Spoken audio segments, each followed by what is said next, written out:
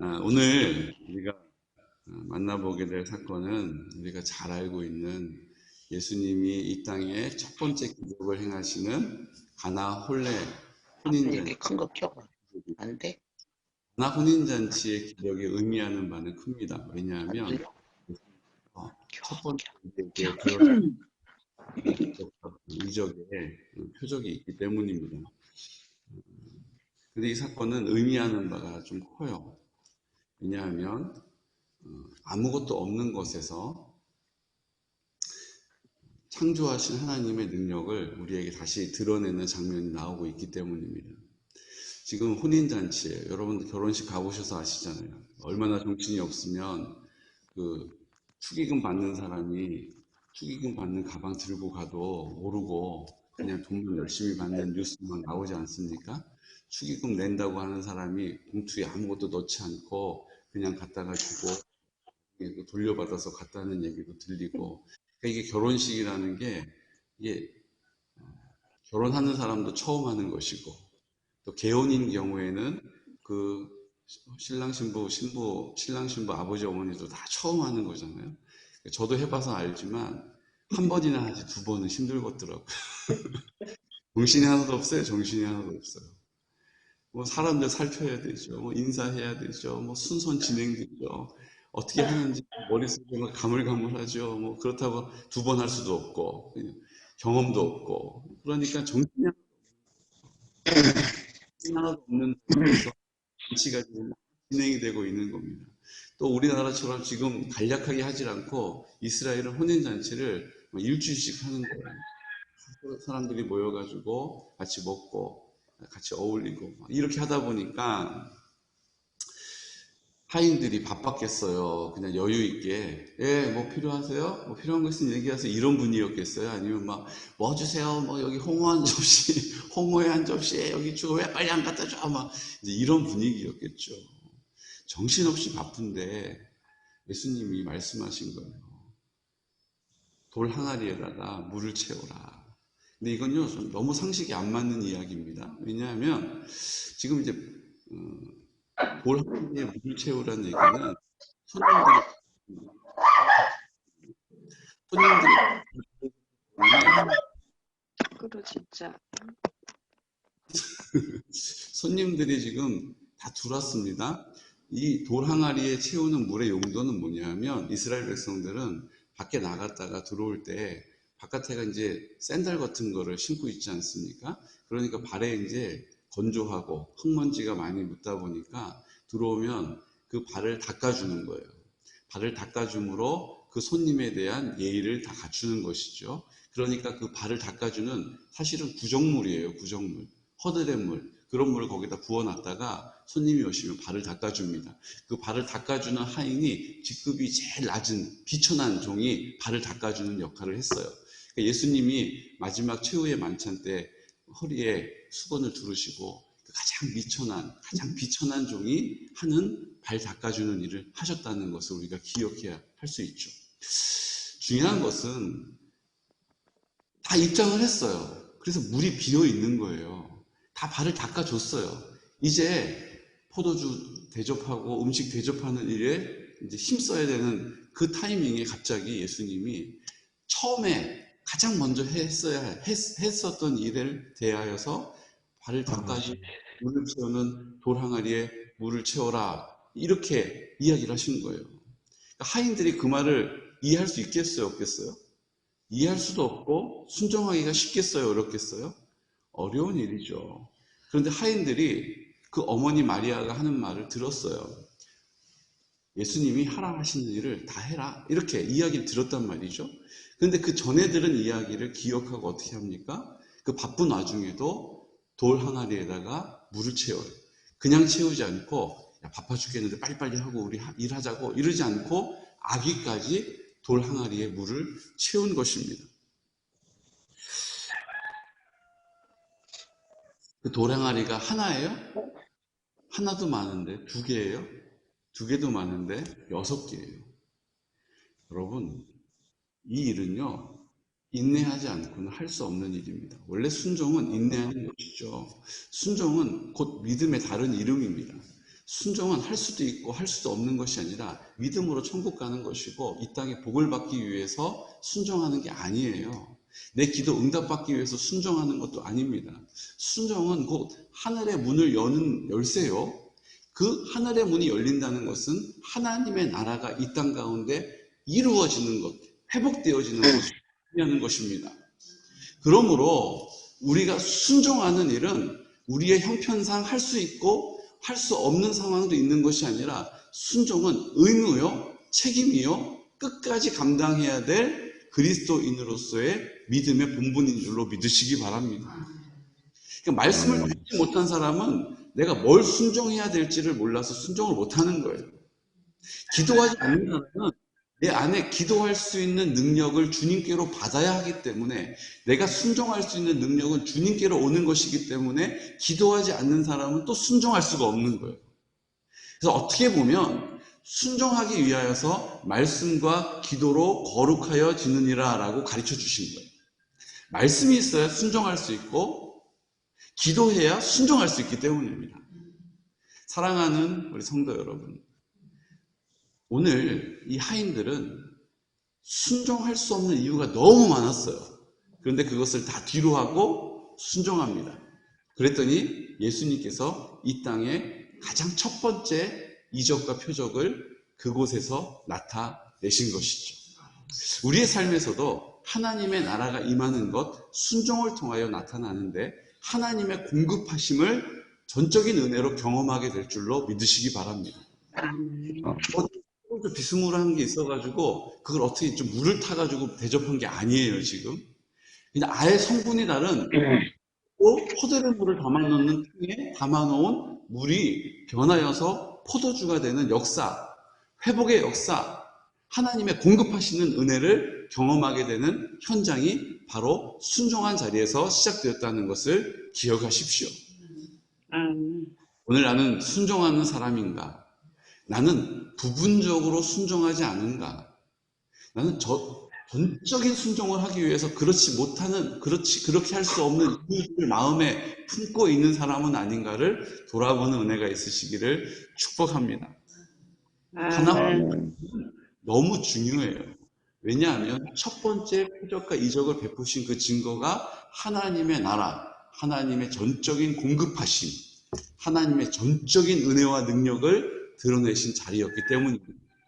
그것은 그 사실을 알지 못했던 그 연회장이 대부분은 좋은 포도주를 주다가 좀 취해가지고 그냥 헬레 하면 그냥 또 나쁜 포도주도 은근슬쩍 섞어주는 것이 통상적인 일인데 어떻게 이 집은 시간이 지난 이후에 더 좋은 포도주를 이렇게 갖다 주느냐라고 이야기하면서 그 된 일을 그 하인들은 알고 있었다라는 것이죠. 우리도 하나님 앞에서 순종할 때 하나님의 나라가 회복될 때 그 일을 하나님이 하셨다는 사실을 그들이 알 뿐만 아니라 우리도 분명히 알게 될 것입니다. 저는 하나님의 나라가 우리 교회 안에, 하나님의 나라가 우리 가정 가운데, 하나님의 나라가 내 심령 안에 날마다 새롭게 풍성하게 회복되어지고 확장되어지는 은혜가 있으시기를 예수 그리스도의 이름으로 축복합니다. 아멘. 그 다음에 나오는 장면이 성전을 정결하는 사건이에요. 근데 여러분, 이 성전 정결 사건 언제 우리가 경험했죠? 예수님께서 십자가에 달리시기 위해서 예루살렘에 올라가신 첫 번째 날, 월요일 날 성전을 정결하게 하셨습니다. 근데 갑자기 첫 번째 기적을 베푸시고 그 다음 장면이 지금 성전 정결 사건이 나타나고 있어요. 신학자들 안에서 이견이 많습니다. 이 사건은 다른 공간복음의 마지막 예수님이 십자가에 돌아가시는 그 고난주간 첫째 날에 일어났던 그 성전 정결 사건이냐, 그렇게 보기에는 요한은 꼼꼼한 사람이었거든요. 요한은 정확한 사람이었거든요. 요한이 헷갈려가지고 첫 번째 기적을 베푸신 사건을 쓴 다음에 바로 이어서 헷갈리네, 예수님 모르겠다 써보자 이러고 쓴 게 아니라는 거예요. 예수님이 고난주간 첫째 날 월요일 날 베푸셨던 정결 사건과 다른 사건이었다라고 지배적입니다. 무슨 얘기예요? 계속해서 예수님이 성전을 정결하게 해야 한다는 것을 드러내셨지만 그들이 지키질 않은 거예요. 그리고 예수님 공생애를 쭉 하시고 이제 마지막 고난주간 첫째 날에 다시 성전을 정결해야 한다는 것을 보여주셨다라는 것이죠. 어떻게 알 수 있냐면 그 다음 장면에 유월절을 예수님 살아계시잖아요. 유월절에 예수님이 십자가에서 죽으시고 이제 고난 당하시고 부활하시고 이게 이제 유월절 사건인데 지금 예수님이 지금 살아서 유월절을 맞이하시잖아요. 이 사건은 예수님이 성전을 정결해야 한다. 그 성전은 건물을 의미하는 것뿐만 아니라 내가 거기에 거하는 것이 성전이다. 그 성전이 곧 예수님의 육신을 말하는 것이고 그 예수님을 내 마음 가운데 영접한 사람은 예수님이 이제 내 마음 가운데 생명이 되셨고 내 안에 능력이 되시기 때문에 이제 내가 주님 앞에서 성전이 되는 것이다 라는 것을 다 포함하고 있는 사건인 줄로 믿습니다. 아멘. 사흘 만에 다시 일으키리라. 사흘 만에 다시 일으키리라 라고 예수님의 부활을 우리에게 가르쳐주고 계신 것이죠. 오늘 이 사건을 바라볼 때 우리가 기억해야 합니다. 주님, 오늘 하나님께서 이 성전 정결 사건을 통하여서 우리에게 거듭 강조하고 계신 것이 있어요. 그게 뭐냐 하면 이 성전은 주님이 거하시는 곳이 성전인 것입니다. 사람이 와서 자기의 욕심을 쫓아서 매매하고 거래하고 자기의 기쁨을 위해서 살아가는 수많은 사람들의 놀이터가 아니에요. 성전은 주님께서 내 마음 가운데 주인이 되실 때 그것이 성전이 되고 이제 보이는 성전을 통하여서 하나님의 나라를 이 땅 가운데 나타내시려고 우리에게 이 예배당을 주신 것입니다. 그러므로 성전에 들어올 때 성전에서 함께 예배 드리는 것이 얼마나 귀한 것인지를 기억하셔야 합니다. 이게 온라인으로 예배를 드리니까 더 많은 분들이 새벽을 깨워서 참여하실 수 있는 여건이 됐어요. 너무 감사한 일입니다. 너무 기쁜 일입니다. 또 예배를 참석하니까 너무 좋다라고 이제 코로나가 끝나도 이렇게 예배 드릴 수 있으면 좋겠다라고 말씀하시는 분들도 많이 계시더라고요. 근데 저는 제 생각은 좀 다릅니다. 이 성전에 나와서 우리가 함께 예배 드리는 것이 생명과 같다는 이유는 내가 이 땅에서 하나님 앞에 대가를 지불하고 내 마음을 향하여서 함께 공동체가 선포하는 그 선포하는 능력이 이 공동체, 하나님께서 허락하신 이 예배당, 이 공간 안에서 함께 모였을 때, 하나 되었을 때 주님께서 드러내시기 때문인 줄로 믿습니다. 아멘. 그냥 성전에 우리가 시간이 남으면 모여가지고 예배드리고 시간이 없으면 또 흩어져서 예배드리는 게 아니에요. 성전에 함께 모여서 예배드리는 것은 그 공동체가 하나님을 한 분 하나님으로 섬긴다라고 하는 우리 모든 공동체의 고백이기 때문인 것입니다. 아멘. 각자 집에서 예배를 드릴 때 공동체성이 하나님의 나라의 백성으로서는 내가 믿음의 고백을 드릴 수 있어요. 그게 구원을 받는데 방해되는 일이 전혀 없어요. 북한에서는 소리도 내지 못하고 찬양 부르고 있지 않습니까? 그런데 주님께서 우리에게 허락하여 주신 이 상황 안에서 우리가 다 함께 한 목소리로 주님을 선포하고 인정하는 일은 하나님의 나라가 이 땅에 드러나는 일을 우리 눈앞에 펼쳐 보여주시는 하나님의 증거가 될 줄로 믿습니다.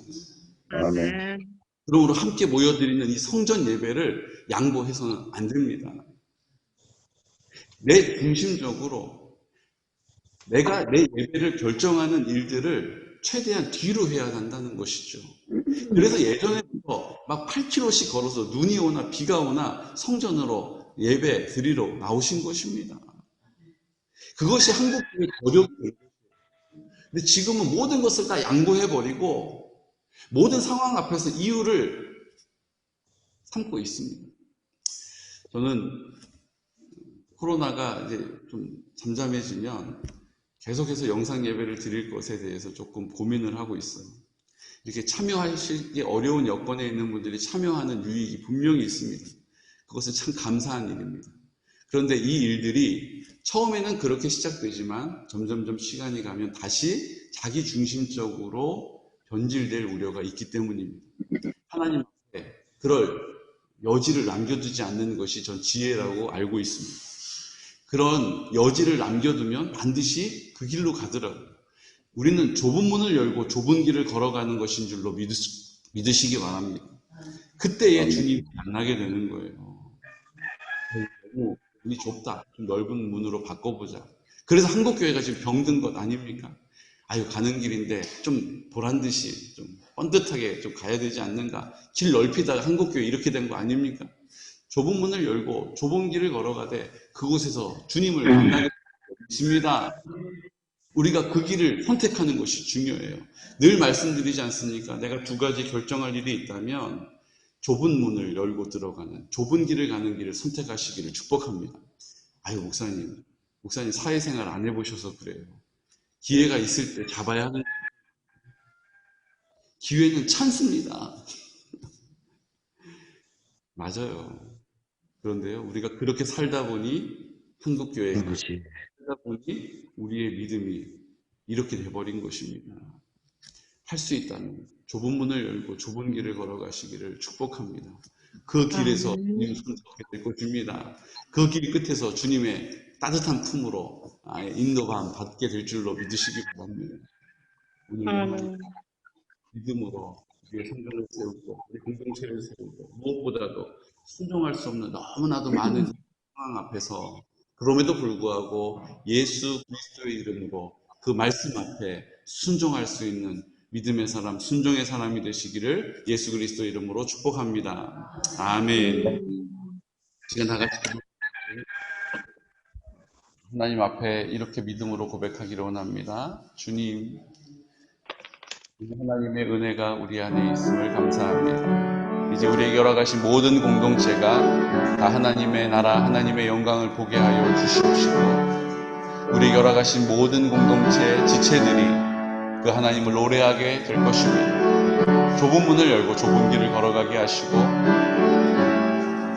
내가 성전인 사실을 우리가 함께 이 성전에 모여서 예배드리는 일에 유익과 의미를 헤아리게 하여 주시고, 무엇보다 성결한 다음 세대를 세워나갈 수 있는 공동체로 우리를 사용하여 주옵소서. 우리가 성결한 세대로 세워지게 하여 주시고, 우리 연로하신 어르신들과 환우들을 위하여 기도할 때 그렇게 역사하여 주옵소서. 주님, 우리 실버 처치를 놓고 주님, 우리 어르신들 복음으로 우리 주님의 사랑 전하기 원합니다. 주님, 앞서 행하여 주시고 우리가 그 믿음의 길을 걸어가게 하여 주옵소서. 주님, 아버지 앞에 나와서 우리 함께 예배드리지 못하고 있는 지체들, 하나님 그 영혼을 주님께서 찾아가 주시고 그 믿음에 지장받지 않도록 하나님 아버지의 은혜로 충만되어질 수 있도록 성령께서 강권적으로 역사하여 주시옵소서라고 이 시간 나사렛 예수 그리스도의 이름으로 선포하면서 기도드리겠습니다. 주여, 주여, 주여.